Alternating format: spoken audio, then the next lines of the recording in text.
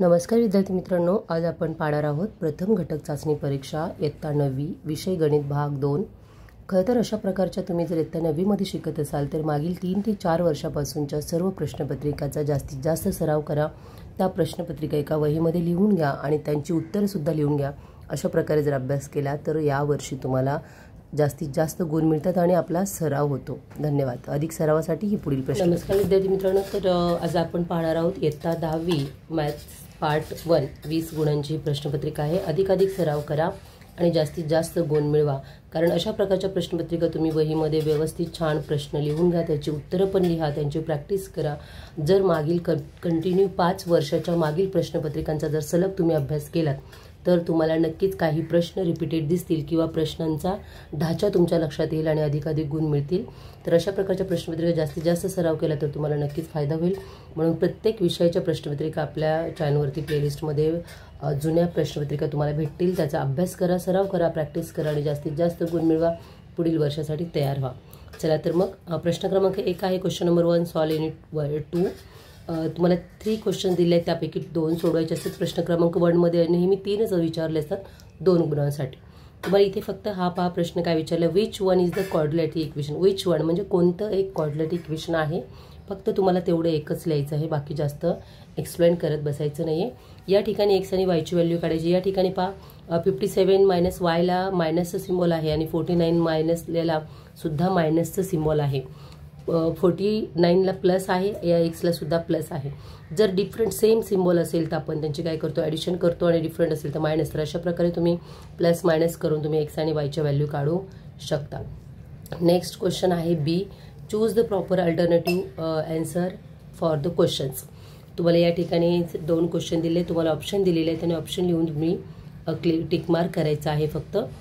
तुम्ही यासाठी तुम्ही एक करू शकता की आपले जेवढे धडे आहेत किंवा जेवढे लेसन आहेत त्या प्रत्येक धड्याच्या खाली प्रॉब्लेम सेट असतात आणि प्रॉब्लेम सेटमध्ये जेवढे ऑब्जेक्टिव्ह विचारले असतात त्यापैकीच परीक्षेला पडतात। आता समजा सामायिक परीक्षा असेल, सामायिक परीक्षेसाठी हाफ पोर्शन असतो, ॲटलिस्ट अर्धे धडे म्हणजे 5 धडे येतात। तर 5 धड्यावरील प्रॉब्लेम सेटमधील जेवढे ऑब्जेक्टिव्ह आहेत 3, 4, 5 ॲव्हरेजमध्ये 5-5 असतात, ते जर केले तर आउट ऑफ तुम्हाला 2 गुण नक्कीच मिळू शकतात। नेक्स्ट क्वेश्चन नंबर 2 मध्ये विचारलं जाऊ शकतं सॉल्व एनी 3। तर पहा फॅक्टरायझेशन मेथडमध्ये 5m² = 22m + 15 आणि इथे तुम्हाला complete the following table of the graph of equation.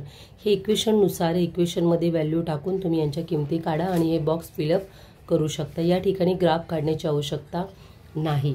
तर अशा प्रकारे तुम्ही जास्तीत जास्त सराव करा। Find the value of a = 5/7 आणि 3/9। तुम्हाला डिस्क्रिमिनंट काढायचं आहे। व्हॅल्यू म्हटलं की कन्फ्यूज होता तुम्ही, परंतु डिस्क्रिमिनंट आहे। If the x3 is root quadratic equation kx² - 10x + 3 0 आणि k ची व्हॅल्यू तुम्हाला इथे काढायची आहे। तर solve the following simultaneously equation. हे इक्वेशन जे आहे ते तुम्हाला सायमल्टेनियसली पद्धतीने सोडवायचं आहे।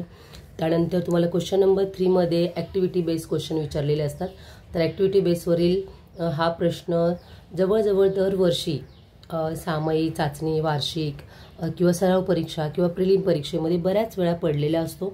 त्यामुळे परीक्षेचा जास्तीत जास्त सराव करा, याची उत्तरं तुम्ही तुमच्या वहीमध्ये लिहून घ्या आणि सराव करा। नेक्स्ट थर्ड क्वेश्चन आहे solve the following simultaneous equation graphically. Graphically म्हणजे तुम्हाला इथे ग्राफ काढावा लागणार आहे, तर तुम्ही ग्राफच्या साहाय्याने याचं तुम्ही व्हॅल्यू ठेवून द्या x आणि y च्या। नेक्स्ट क्वेश्चन नंबर 4 विचारलेला आहे solve any one. Find the quadratic equation such that the root of sum root and square of the different of root equation तुम्हाला इथे दिलेलं आहे। थर्ड विचारलेली ॲक्टिव्हिटी बेस आहे complete the following activity of the simultaneously equation. या ठिकाणी पहिल्यांदा आपण ॲडिशन करतो आहे, कारण की मधल्या संख्येचं जे आहे ते डिफरंट सिम्बॉल असेल तर आपण त्यांनी काय करतो आहोत, ॲडिशन करणार आहोत आणि जर सेम सिम्बॉल असेल तर त्यांची मायनस करणार आहोत, कारण सिम्बॉल चेंज करण्यासाठी। तर ॲडिशनमध्ये काय येणार आहे, इथे पहा 3y आणि 3x कॅन्सल होणार आहे, इथे म्हणजे 7x येणार आहे, इथे 7 येऊ शकतं। या ठिकाणी काय येणार आहे, 21 येणार आहे, बरोबर। तर या ठिकाणी x ची व्हॅल्यू काढायची असेल तर 21/7 म्हणजे 7 3 21 म्हणजे दॅट्स मीन द x = 3 म्हणजे ही तुमची व्हॅल्यू आलेली आहे। अशा प्रकारे तुम्ही सोडू शकता। तुम्ही थोडंसं डोकं लावू शकता। इथे पहा प्लेस x = 3 इन इक्वेशन 1। तुम्हाला ऑलरेडी इथे सांगितले की x ची व्हॅल्यू 3 येते, तुम्हाला आन्सर सुद्धा दिलेला आहे। खूप सोप्या असतात त्या ट्रिक्स। तर एक्सची व्हॅल्यू इथे आपल्याला टाकायची आहे फक्त 3. त्यानंतर ह्या 3y जशा तसं येणार आहे. या ठिकाणी 3y या बाजूला घेतला आहे, 5 या बाजूला आलेला आहे. ओके, तर पुढील गणित तुम्ही सोडू शकता आणि XYच्या व्हॅल्यू काढू शकता. अशा प्रकारे चॅनलवरती जर नवीन असाल व्हिजिट करा, चॅनलला सबस्क्राईब करा, शेअर करा आणि बेल आयकॉनला प्रेस करायला विसरू नका. जास्तीत जास्त सराव करा. आपल्या चॅनलवरती 9वी 10वीचा स्वाध्याय सुद्धा उपलब्ध आहे सर्व धड्यात. Thank you for watching. Subscribe and share this video.